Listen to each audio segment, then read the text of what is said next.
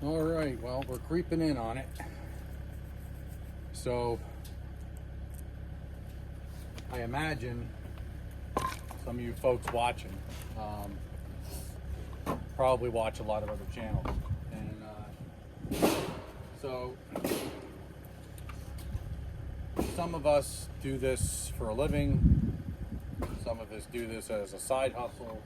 Some of us just do it for our home heating and, you know, around the hobby side of things. And, I'm around the home heating and hobby thing right now. I've tried dabbling with bundlewood a little bit. And I probably will continue to duck in and out of it here and there. Time for me to process is minimal, and with the Champion in its current state of operation is just not going to get it done fast enough. So I'm got some plans in the works for the near future. So we'll cross that bridge when I can get to it. And some of the other things you might be, you know, asking yourself is, why isn't he heaping it up above the top of the IBC tote like a lot of the other guys do, to be sure that they get that full third of the cord? The main thing is, well, because it's for my own heating purposes, I really don't stress about whether it is an entire third of a cord or not. As long as I get a system in place, and, you know, this amount going into the basement, going into the wood stove, creates a system, a pattern that I'm familiar with, I'm totally okay with that. So whether I lose, you know, cubic feet of wood because of shrinkage over the seasoning the period of time of seasoning, it's not really a thing for me. So now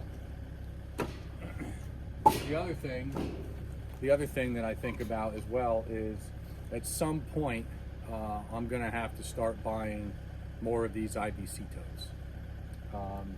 They're just, for me, far more convenient. I would rather hand stack in the tote and be able to stack these things. The way these are now, these, like all the ones that I have in my possession now that I currently use, they are all going to have to be ones that would be stacked on top of a tote, on top of a newer tote, because the way these things are cut open, over time, the weight of the other tote on top, I imagine, probably going to want to spread the opening of this apart. So I have some ideas rolling around in my head as to how I would be able to prevent that from happening to the other totes. I'll just have to see how that goes. There's a lot of interesting ideas, some really cool ideas out there, you know, on ways to modify your IBC totes. All of them are pretty much, they're pretty good ideas. However, I'm going to try to do something a little bit different. It's probably going to be a little bit more involved in, you know, the making and the fabricating and things like that. It might turn out to be a total waste of time and not really work all that great. But I'm going to give it a try anyway, in hopes to figure out something that's really going to work for me. So we got the manure wagon cruising by.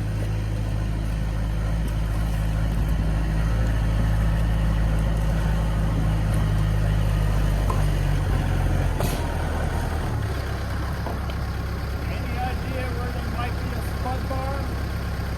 I think there's one right in this building here. Yep.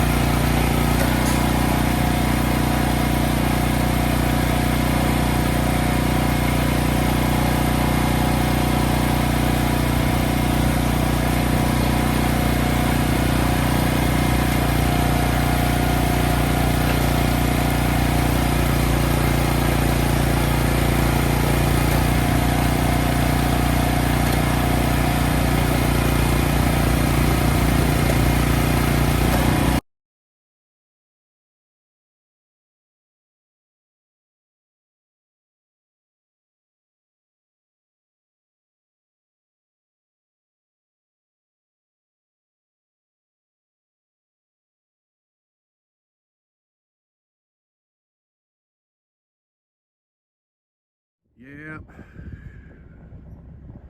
Bo likes to extend his range of permitted travel.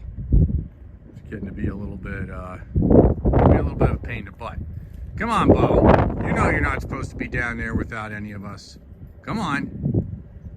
You putz.